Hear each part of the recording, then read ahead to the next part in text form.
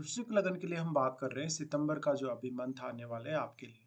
देखिए ये आपका लगन चार्ट है और लगन चार्ट में जो ग्रहों की प्लेसमेंट आपको नजर आ रही है कुछ सितंबर के गोचर के हिसाब से ही आपको दिखाई गई। हालांकि ग्रहों की गोचरीय व्यवस्था में कुछ हद तक बदलाव भी हो सकते हैं मंथ के मध्य में। यहाँ पे जो आपका चार्ट दिख रहा है जब आप अपना गोचर अप्लाई करेंगे सितंबर मंथ का तो इसी तरीके का आपका चार्ट बनेगा। यहाँ पे हम सबसे पहले गोचरीय स्थितियों के बारे में बात कर लेते हैं, उसके बाद देखेंगे कि ये जो आपको प्लेसमेंट नजर आ रही है इस चार्ट में वो आपको क्या-क्या प्रभाव दे सकती है। अगर हम गोचरीय स्थितियों में देखें तो सबसे पहले हम सूर्य की बात करते हैं। सूर्य 17 सितंबर तक सिंह राशि में गोचर करेंगे और इसके बाद ये कन्या राशि में चले जाएंगे। बुध का गोचर 15 सितंबर तक सिंह राशि में होगा और इसके बाद ये कन्या राशि में प्रवेश करेंगे। शुक्र का गोचर 15 सितंबर तक कर्क में होगा, फिर ये सिंह राशि में चले जाएंगे। मंगल का गोचर होगा 13 सितंबर तक कन्या राशि में और इसके बाद ये तुला में प्रवेश करेंगे। बृहस्पति अभी मिथुन राशि में गोचर कर रहे हैं, जबकि शनि मीन में गोचर कर रहे हैं और शनि अभी वक्री स्थिति में है। चंद्रमा का गोचर 1 सितंबर को धनु राशि में हमें देखने को मिलेगा। राहु का गोचर अभी कुंभ राशि में है और केतु का सिंह राशि में। तो ये गोचरीय स्थितियां हैं। इसके बाद अब हम देखेंगे कि वास्तव में ये जो गोचर है वो आपको किस प्रकार के प्रभाव दे सकता है।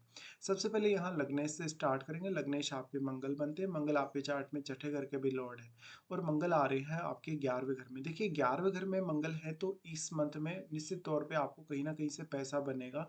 चाहे तो आप कोई भी प्रकार का काम कर रहे हैं आपको कुछ एक्स्ट्रा इनकम होने के चांसेस हैं। यहाँ मंगल बैठे हैं तो बट आपको काफ़ी मुश्किलों का भी सामना करना पड़ सकता है, क्योंकि जो साइन है वो ये कन्या राशि है और कन्या राशि का जो मंगल होता है वो बिना डिफिकल्टी के पैसा या कोई भी चीज़ नहीं दे सकता। अब लेकिन मंगल इसमें छठे घर के लॉर्ड स्वयं भी हैं। ऐसे में आपको मान लो कि किसी को आपने कर्ज दिया या किसी को आपने ऐसी जगह हेल्प की जहाँ पर कोई आदमी किसी समस्या से पीड़ित था या कोई ऐसी स्थिति में फंसा था जहाँ से वो निकल नहीं सकता, तो आपने उसको हेल्प की। या मान लीजिए कि आपने किसी भी व्यक्ति को कोई ऐसी सर्विस दी जिससे उसकी डेली लाइफ बेहतर हुई, उसका कार्य क्षेत्र या उसका रूटीन वगैरह बेहतर हुआ या वो अपने वर्क प्लेस पे ज़्यादा कंफर्टेबल फील कर पाए। तो आपने कोई भी ऐसी सर्विस प्रोवाइड की या कोई भी ऐसा काम किया, कोई भी ऐसी हेल्प की जिसके माध्यम से आपको अब पैसा बनेगा। इसके अलावा मान लीजिए आपका कोई किसी से डिस्प्यूट था, कोई विवाद था जिसमें आपको कुछ पैसा प्राप्त हुआ। मंगल यहाँ पे है तो मंगल देखिए लग्नेश है। लग्नेश होकर जब मंगल इस तरीके से बैठे हुए होंगे तो वो आपकी अपेक्षाओं को काफ़ी तीव्र करेंगे। ऐसे में कुछ आपसे गलत फैसले होने की भी संभावना बढ़ जाती है। विशेष तौर पे ये अर्निंग्स को लेकर ही होगा, धन संपत्ति को लेकर ही होगा। मंगल यहाँ से फिर जो दृष्टि डालते हैं वो यहाँ सेकंड हाउस पे डालेंगे। सेकंड हाउस पे दृष्टि डालेंगे तो ये वाणी के लिए थोड़ा अच्छा नहीं है। फैमिली के साथ थोड़ा बहुत विवाद दे सकता है, फैमिली के सदस्यों के साथ मिसअंडरस्टैंडिंग दे सकता है। यहाँ पे आप अपनी फैमिली की सारी रिक्वायरमेंट्स को पूरा करते हुए दिखेंगे। यहाँ पे आपके लिए कुछ एक्स्ट्रा इनकम सोर्स भी बनने के चांसेस हैं जो कि आपको लॉन्ग टर्म में सपोर्ट करें। ये देखिए वाणी स्थान पर मंगल का दृष्टि है तो आपकी वाणी काफ़ी एग्रेसिव होगी। आपका किसी के भी साथ कोई भी व्यवहार है, किसी भी प्रकार का आपका नेचर है, लेकिन वो अब काफ़ी ज़्यादा चेंज नज़र आएगा। मंगल यहाँ पर क्विकली उतार चढ़ाव देंगे आपको। तो आर्थिक रूप से कुछ बड़े फैसले अगर आपको लेने हो तो आप इस समय ले सकते हैं, लेकिन किसी भी तरीके से जल्दबाजी ना करें। मंगल का दृष्टि फिर रहेगा पंचम पर, जहाँ वो पंचम भाव को काफ़ी एक्टिवेट रख रहे हैं और ये अपने मित्र बृहस्पति के घर पे ही दृष्टि डाल रहे हैं। तो मंगल का ये वाला दृष्टि आपके लिए काफ़ी फेवर करेगा। वैसे यहाँ शनि गोचर कर रहे हैं लेकिन अभी शनि वक्री है, तो शनि का वक्री होने से उतना कोई स्ट्रॉन्ग प्रभाव यहाँ नहीं है फिर भी। लेकिन मंगल इस हाउस में अपनी एनर्जी को डिपॉजिट कर रहे हैं और वो पंचम भाव को काफ़ी ज़्यादा एक्टिवेट रखने की कोशिश कर रहे हैं। मंगल की दृष्टि यहाँ होने से देखिए, क्योंकि मंगल लग्नेश है इसलिए हमारे लिए बहुत इंपॉर्टेंट हो जाते हैं कि अगर लग्नेश अगर पंचम पे दृष्टि डालेगा तो ये कोई भी प्रकार का क्विकली डिसीजन लेने के लिए बहुत अच्छा है। कोई भी प्रकार की आपको समस्या आ रही है उससे निपटने के लिए बहुत अच्छा है, रणनीति बनाने के लिए अच्छा है। या कोई भी आपातकालीन स्थिति मान लीजिए आपकी लाइफ में डेवलप हुई हो जिसको आप दूर करना चाहते हैं, तो ऐसे में मंगल आपको सपोर्ट करेंगे। मंगल फिर यहाँ अपने ही घर पे दृष्टि डाल रहे हैं 6th हाउस पे। ये दृष्टि इनकी आपको काफ़ी ज़्यादा प्रोटेक्ट करेगी। तो आपकी जो डेली रूटीन है या डेली लाइफ है वो काफ़ी फास्ट हो जाएगी। आप अपना रूटीन बहुत जल्दी-जल्दी पूरा करेंगे, ऑफ़िस का काम जल्दी-जल्दी निपटाएँगे। साथ ही आप अपने स्वास्थ्य वगैरह को लेकर भी काफ़ी अलर्ट रहेंगे। हालाँकि इस प्रकार का मंगल है तो आपके जीवन में सभी प्रकार की जो दुविधाएँ जो 6th हाउस के थ्रू आपके जीवन में आ रही हैं उनको दूर करने में आपको काफ़ी सक्षम बनाता है। लेकिन यहाँ आपके बॉस और आपके कलीग्स के साथ थोड़े बहुत आपके मतभेद होने की संभावना है। मंगल यहाँ 6th हाउस पर दृष्टि डाल रहे हैं तो कोई भी प्रकार का हेल्थ इश्यू है आपका, मान लीजिए आपको कोई हेल्थ का पहले से प्रॉब्लम चल रहा है तो वहाँ भी आपको काफ़ी रिलीफ मिलेगा और काफ़ी अच्छी प्रोटेक्शन यहाँ मंगल से आपको मिलेगी। ऐसे में आपका जितना अच्छा डेली लाइफ होगा या रूटीन जितना बेहतर होगा उतने ही अच्छे से आप काम कर सकेंगे और ये कैरियर के लिए काफ़ी बेस्ट है। अब देखिए उसके बाद मंगल यहाँ से अपना राशि परिवर्तन कर लेंगे और वो आपके 12th हाउस में चले जाएँगे।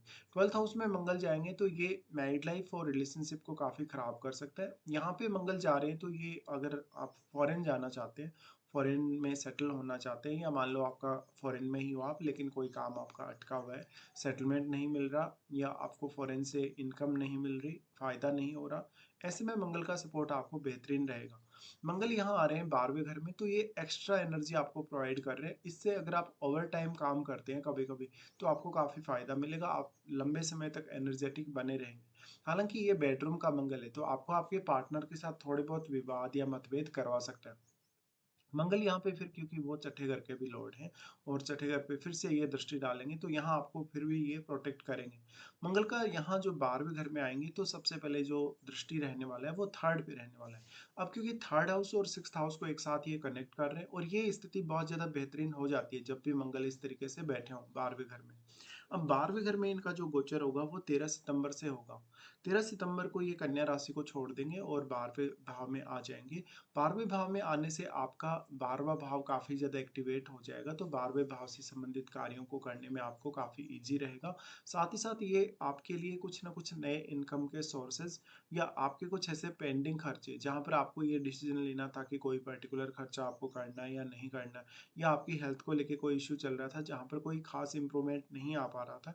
ऐसे में मंगल का आपको सपोर्ट रहेगा। मंगल जो दृष्टि थर्ड हाउस पे डाल रहे हैं, तो भाई-बहन और रिलेटिव्स के साथ थोड़े बहुत आपको मतभेद दे सकते हैं, लेकिन ये आपको काफ़ी एनर्जेटिक बनाने वाले हैं, काफ़ी साहसी बनाने वाले हैं।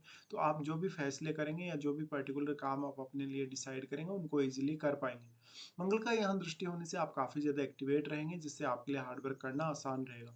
मंगल फिर यहाँ जो 6th हाउस पे दृष्टि डाल रहे हैं, तो ये हमेशा आपको शत्रुओं से प्रोटेक्ट करेंगे। आपके कलीग्स के साथ या बॉस के साथ थोड़ी बहुत आपकी रिलेशनशिप खराब कर सकते हैं। डेली लाइफ़ को आपको काफ़ी फ़ास्ट बनाएँगे, जिससे आपके लिए लगभग हर काम करना ईज़ी होगा। इसके अलावा ये मंगल जो होगा स्वास्थ्य के दृष्टिकोण से भी काफ़ी अच्छा साबित होगा। फिर यहाँ पे वो सप्तम पे दृष्टि डाल रहे हैं। सप्तम पे दृष्टि डाल रहे हैं तो ये आपके पार्टनर से आपकी अपेक्षाओं को काफ़ी ज़्यादा तीव्र करेगा।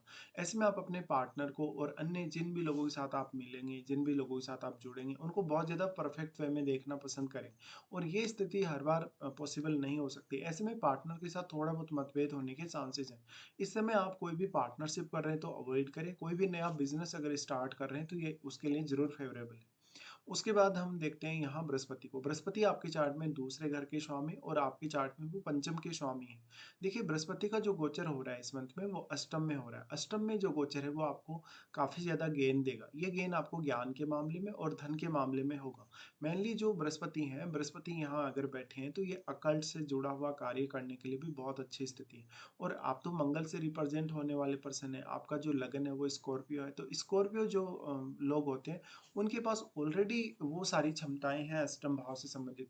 क्योंकि कालपुरुष के हिसाब से आपका जो लगन का जो साइन है या जो राशि है, वही वास्तव में 8वें भाव को रिप्रेज़ेंट भी करता है। अब देखिए गुरु यहाँ ड्यूअल साइन में है तो गुरु आपको यहाँ काफ़ी एफर्ट करने के लिए भी प्रेरित करेंगे और यहाँ पे जो गुरु की प्लेसमेंट है इस वजह से आप कोई भी विषय में बहुत डीपली सोच पाएंगे, एनालाइज कर पाएंगे, रिसर्च वगैरह अच्छा कर पाएंगे और अकल्ट का या कोई भी आध्यात्मिक नॉलेज आप अच्छे से ले पाएंगे। गुरु यहाँ फिर वो क्योंकि पंचम घर के स्वामी होकर आ रहे हैं तो यहाँ पे आपके लिए कोई भी प्रकार का ज्ञान हासिल करना और अन्य मामलों में गुरु का जो प्लेसमेंट है वो फेवरेबल होगा। ऐसे में देखिए आपको आपके पार्टनर की फैमिली से भी काफ़ी मदद मिल सकती है, जो कि आपको कोई एक अच्छी एडवाइस के रूप में या धन के रूप में मिल सकती है। गुरु का यहाँ से अगर दृष्टि के बारे में विचार करेंगे तो सबसे पहले वो 12वें भाव को एस्पेक्ट कर रहे हैं, जहाँ पर वो कहीं न कहीं आपके अष्टम को 12वें से कनेक्ट कर रहे हैं। तो ये रिसर्च पर्पज़ के लिए या किसी भी 8th हाउस के जुड़े हुए पर्पज़ के लिए विदेश जाने के लिए बहुत अच्छी स्थिति मानी जा सकती है। साथ ही ऐसा गुरु अगर चंद्रमा के साथ संबंध बनाए या केतु के साथ अगर संबंधित है आपके चार्ट में, तो निश्चित तौर पे ये आपके सिक्स्थ सेंस को काफ़ी ज़्यादा डेवलप करेगा। गुरु की दृष्टि 12वें घर पे होने से यहाँ पर आपको काफ़ी सारे ऐसे खर्चे देखने को मिल सकते हैं, जो आपने अभी तक नहीं किए। लेकिन जो भी आप खर्चे करेंगे, वो एकदम अच्छे से कैलकुलेट करके करेंगे।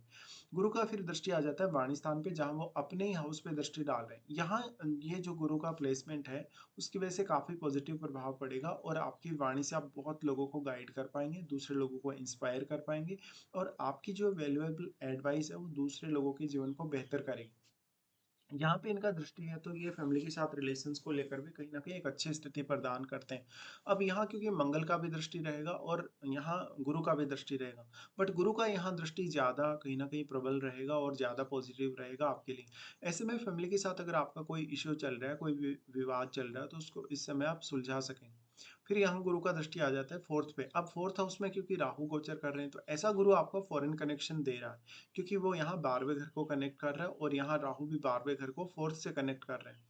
जबकि यहाँ अगर देखा जाए तो गुरु का जो 5वां एस्पेक्ट है, यहाँ से वो पड़ रहा है आपके 12वें घर पे और गुरु का यहाँ से अगर देखा जाए तो 9वां एस्पेक्ट राहु पे पड़ रहा है। ऐसे में क्योंकि राहु का दृष्टि भी 12th पे है और ये निश्चित तौर पे अगर आप फॉरेन जाना चाहते हैं, स्पेशली अपने करियर पर्पज़ या अपने किसी भी स्टडी पर्पज़ के लिए तो बहुत ही ज़्यादा अच्छा रहेगा। गुरु का दृष्टि 4th हाउस पे आने से अब ये परिवार के सदस्यों की सेहत को कहीं न कहीं बहुत ज़्यादा अच्छा नहीं दिखाता, स्पेशली मदर के साथ आपके रिलेशनशिप को भी। ऐसे में परिवार के साथ कोई भी प्रकार का आपका डिस्प्यूट होता है तो आपको काफ़ी हैंडल करना पड़ेगा। उसके बाद हम देख लेते हैं शनि को। शनि 3rd लॉर्ड और 4th लॉर्ड है, पंचम में गोचर कर रहे हैं। पंचम में वक्री होकर गोचर कर रहे हैं, तो ये किसी भी प्रकार का व्यवधान आपको नहीं डालने वाले। लेकिन फिर भी ये काफ़ी ज़्यादा डिसिप्लिन में आपको रखने वाले हैं। डिसिप्लिन के मामले में अब देखा जाए, तो ये संतान के साथ कुछ हद तक आपका जो रिश्ता है, वो उसको काफ़ी प्रैक्टिकल बनाने वाले हैं। आप कोई भी निर्णय ले रहे हैं, तो वास्तव में वो निर्णय आपके लिए कितना सही है, कितना गलत है, इसका आभास आपको करवाने वाले हैं। अब क्योंकि वो 3rd लॉर्ड है, 3rd लॉर्ड होने से यहाँ आपकी इमेजिनेशन और आपकी जो क्रिएटिव स्किल्स हैं वो आपके लिए काफ़ी मैटर करेंगी और 4th लॉर्ड होने की वजह से कहीं न कहीं फैमिली रिलेटेड मामलों में फिर भी आप बहुत ही ज़्यादा डिसिप्लिन के साथ अपने डिसीजंस ले पाएँगे। शनि का यहाँ से अगर देखा जाए तो सबसे पहले तीसरा दृष्टि सप्तम पे आएगा, लेकिन क्योंकि शनि वक्री हैं, ऐसे में वो आपको बिज़नेस में या आपके रिलेशनशिप या आपकी मैरिड लाइफ में कभी भी डिले नहीं करेंगे, बल्कि एक बहुत अच्छी रिस्पॉन्सिबिलिटी आपको देंगे। शनि का दृष्टि फिर यहाँ पे आ जाता है 11वें घर पे, जहाँ पर वो काफ़ी स्टेबल रख रहे हैं आपको अर्निंग्स के मामले में। लेकिन क्योंकि यहाँ मंगल का प्रभाव ज़्यादा है, मंगल का प्रभाव ज़्यादा होने की वजह से यहाँ पर आप काफ़ी तेज़ी से आगे बढ़ सकते हैं और अपनी अपेक्षाओं को पूरा कर सकते हैं। ऐसा शनि होगा वो आपको दूसरों से मान-सम्मान दिलाने वाला होगा, रिस्पेक्ट दिलाने वाला होगा, पब्लिक डीलिंग के लिए बहुत ही ज़्यादा अच्छा होगा। अब जब मंगल यहाँ आ रहे हैं, तो मंगल आपको लीडरशिप के अच्छे गुण भी प्रदान करते हैं। ऐसे में आप दूसरों के साथ बहुत ही अच्छे से कनेक्ट हो पाते हैं। शनि का फिर अगर देखा जाएगा तो यहाँ से जो इनका फिर दृष्टि है वो दूसरे घर पे आएगा। दूसरे घर पे आएगा तो यहाँ वो गुरु के ही घर को एस्पेक्ट कर रहे हैं और गुरु के ही घर में वो गोचर भी कर रहे हैं। ऐसे में देखिए गुरु की स्वयं की दृष्टि भी है अपने घर पे। तो यहाँ अर्निंग्स होने के चांसेस बहुत ज़्यादा है। तो जो भी लोग 5th हाउस से रिलेटेड काम कर रहे हैं या जो भी लोग कुछ ऐसे काम कर रहे हैं, बहुत क्रिएटिव वर्क कर रहे हैं या कोई भी ऐसा काम जो टेक्नोलॉजी से रिलेटेड है, उन लोगों को यहाँ काफ़ी फ़ायदा मिलेगा। इसके बाद हम शुक्र को देखते हैं। शुक्र आपके चार्ट में देखा जाए तो 7th लॉर्ड और 12th लॉर्ड है। अभी वो गोचर कर रहे हैं 9th हाउस में। 9th हाउस में गोचर कर रहे हैं तो आप अपने पार्टनर के साथ कहीं विदेश यात्रा पे या घूमने-फिरने के लिए जा सकते हैं। यहाँ पे शुक्र का प्लेसमेंट होना आपको दूसरी संस्कृतियों की तरफ काफ़ी आकर्षित करेगा। आपको काफ़ी भौतिक जीवन जीने की तरफ आकर्षित करेगा। साथ ही साथ ये विदेश भ्रमण की आपको काफ़ी ज़्यादा इच्छा दे सकता है। शुक्र यहाँ पे अब लेकिन देखना पड़ेगा कि आपके 9वें भाव में कोई प्लैनेट बैठा है या नहीं, क्योंकि यहाँ शुक्र उसके साथ युति की है, तो वो प्लैनेट भी यहाँ शुक्र पर अपना प्रभाव डालेगा। ऐसे में शुक्र जो है वो कहीं न कहीं लक को फ़ेवर कर रहे हैं आपके पक्ष में, आपके जीवन साथी की तरफ। तो आपको अपने जीवन साथी के साथ एक अच्छी अंडरस्टैंडिंग रखने के साथ-साथ उनके साथ मिलके ही आगे बढ़ना चाहिए। यहाँ पे अब वो 7th लॉर्ड है, 7th लॉर्ड होके शुक्र जा रहे हैं 9th में, तो निश्चित तौर पे बिज़नेस के लिए बहुत ज़्यादा अच्छा रहेगा। शुक्र का यहाँ फिर जो भाव है वो 12वाँ घर भी है और 12वाँ घर होने की वजह से ये आपके लिए क्रिएटिव स्किल्स के मामले में काफ़ी अच्छे रहेंगे, क्योंकि ये 3rd हाउस को कनेक्ट कर रहे हैं, 3rd पे ये दृष्टि डाल रहे हैं। ऐसे में आपके लिए हार्ड वर्क करना, मेहनत करना थोड़ा आसान भी होगा। शुक्र लेकिन आपके व्यवहार को काफ़ी अच्छा बनाते हैं। आपका जो डायरेक्शन है, आप जो भी हार्ड वर्क करेंगे, वो सही दिशा में जाएगा।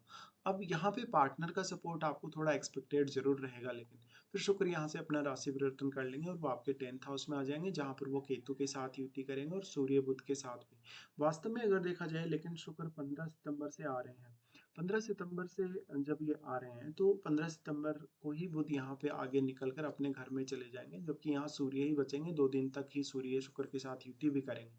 ऐसी स्थिति में आपको नेम फेम मिलना संभावित है। अगर आपका शुक्र से रिलेटेड कोई बिज़नेस है या कोई भी प्रोफ़ेशन है, तो आपके लिए ये बहुत ही ज़्यादा शुभ साबित होगा। भले ही यहाँ केतु गोचर कर रहे हैं फिर भी, क्योंकि यहाँ सूर्य का प्रभाव भी काफ़ी ज़्यादा है। उसके बाद शुक्र यहाँ से एक्सपेक्ट करेंगे फोर्थ को एक्सपेक्ट करेंगे तो ये धन लग्जरी के लिए अच्छा है, भौतिक सुख सुविधाओं की तरफ आपको आकर्षित करेगा। लेकिन क्योंकि राहु ऑलरेडी यहाँ गोचर कर रहे हैं, तो पहले से ही आप इस हाउस को लेके काफी ऑब्सेस्ड हैं धन संपत्ति पाने के लिए या भौतिक सुख साधन पाने के लिए। उसके बाद हम बुध को देखते हैं। बुध आपके चार्ट में देखा जाए तो अष्टमेश है और वो आपके चार्ट में यहाँ पे स्वामी है 11वें घर के भी। देखिए 11वें घर के स्वामी हैं और अष्टमेश हैं, तो बुध गोचर कर रहे हैं 10th में, जहाँ पर उन पर सूर्य का प्रभाव काफ़ी ज़्यादा है। ऐसे में ये करियर में कुछ बेहतर निर्णय लेने के लिए अच्छी स्थिति हो सकती है। अब यहाँ पे आपको देखना पड़ेगा कि सूर्य कितना ज़्यादा यहाँ बुध को प्रभावित कर पा रहे हैं या फिर आपके चार्ट में सूर्य की स्थिति कैसी है।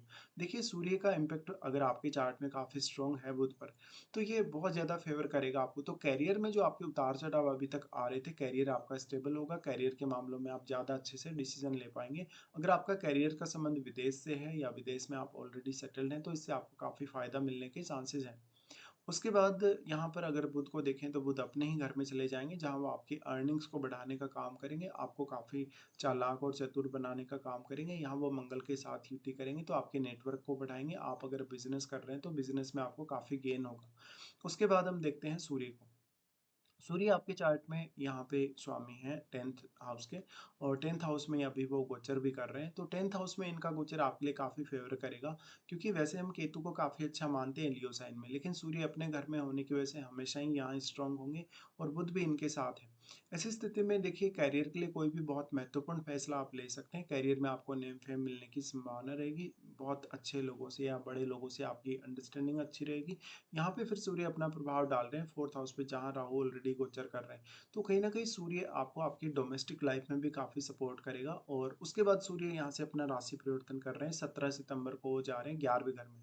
जैसे ही सूर्य 11वें घर में जाएँगे, तो आपके लिए ये काफ़ी अच्छा अर्निंग का एक संकेत करता है।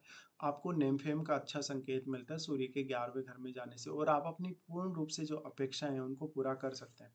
यहाँ पे अब सूर्य का जो गोचर हो रहा है 11वें घर में, ये आपको काफ़ी ऐसे लोगों से कनेक्ट करेगा जो काफ़ी प्रभावशाली लोग हैं या जो काफ़ी एक मान-सम्मान के दृष्टिकोण से देखा जाते हैं। सूर्य का यहाँ फिर प्रभाव पड़ेगा पंचम पर, जहाँ वो पंचम भाव को काफ़ी एक्टिवेट करेंगे। ऐसे में मंगल और सूर्य दोनों ही आपके पंचम को काफ़ी एक्टिवेट रखेंगे और आपके लिए डिसीज़न लेना और उस डिसीज़न को इम्प्लीमेंट करना आसान होगा। उसके बाद हम यहाँ से देखते हैं चंद्रमा को। चंद्रमा आपके चार्ट में 9th लॉर्ड है और शुरुआत में गोचर करेंगे 2nd हाउस में। देखिए शुरुआत में आपको कुछ ऐसी अपॉर्चुनिटी मिल सकती है जहाँ पर आपको सडनली कोई धन या संपत्ति प्राप्त हो रही है। फैमिली के साथ आपको टाइम स्पेंड करने के लिए मौका मिल रहा है। तो ऐसी स्थिति में आर्थिक रूप से कुछ बड़े फैसले या कुछ बहुत बड़े उतार-चढ़ाव आपके जीवन में ज़रूर आ सकते हैं।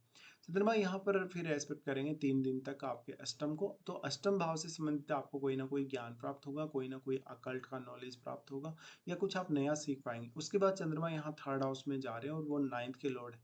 ऐसे में ये सडनली किसी न किसी यात्रा को दिखाता है। उसके बाद अब हम आगे बढ़ जाते हैं राहु केतु के बारे में। अभी हम कोई विशेष चर्चा यहाँ नहीं करने वाले। अभी हम देख लेते हैं कौन-कौन से आपके लिए अच्छे दिन निकल कर आ रहे हैं और कौन-कौन से आपके लिए कुछ खराब दिन भी। सबसे पहले अगर अच्छे दिनों की बात करेंगे तो आपके लिए 1 से 3 तारीख तक, 12-13, 17 से 20 और 29 और 30 ये दिन आपके लिए काफ़ी ज़्यादा फ़ेवर करेंगे। अगर मान लो आपका कोई भी काम ऐसा है जो नहीं बन पा रहा है, जिसमें आपको काफ़ी ज़्यादा एफ़र्ट करना पड़ रहा है, बहुत ज़्यादा आपको मेहनत करनी पड़ रही है, तो इस समय आप वो एफ़र्ट कर सकते हैं और आप उन कार्यों को इन दिनों में प्लान करके आगे बढ़ सकते हैं। इसके बाद देखते हैं कुछ खराब दिनों को। खराब दिनों में चंद्रमा जब एरीज़ में गोचर करेंगे सबसे पहले, तो 10 और 11 को ऐसी स्थिति का निर्माण होगा। ऐसे समय में आपके ऊपर काफ़ी प्रेशर रहेगा, वर्क प्लेस पे आपको काफ़ी ज़्यादा समस्याओं का सामना करना पड़ेगा। हो सकता है आपको अपने बॉस या अपने कलीग से कोई भी प्रकार का सपोर्ट ना मिले। तो यहाँ आपका थोड़ा-सा एफ़र्ट ज़्यादा बढ़ जाएगा, क्योंकि चंद्रमा बहुत ही ज़्यादा सॉफ्ट प्लैनेट है। चंद्रमा फिर जब आ रहे हैं मिथुन में, तो 14 से 16 तक ये स्थिति बनेगी। इस दौरान आपके ऊपर काम का प्रेशर और स्ट्रेस काफ़ी ज़्यादा रहेगा, एंग्ज़ायटी इश्यूज़ रहेंगे और आप थोड़े से भ्रमित रहेंगे। तो ऐसे में एक सही फैसला ही आपको आगे बढ़ा सकता है। चंद्रमा का गोचर जब आपके फिर 12वें घर में होगा, तो 24 और 25 को ये स्थिति बनेगी। 24 और 25 को विशेष तौर पे कोई भी बहुत बड़ा डिसीज़न लेने के लिए समय उतना अच्छा नहीं है। इस दौरान आपसे कोई बहुत बड़ा खर्चा ऐसा हो सकता है जो बहुत लंबे समय तक पेंडिंग था पहले। तो ये कुछ आपके लिए खराब दिन रहने वाले हैं। फिलहाल हम यहाँ पूरा डिस्कशन कर चुके हैं। फिलहाल आपको वीडियो देखने के लिए धन्यवाद।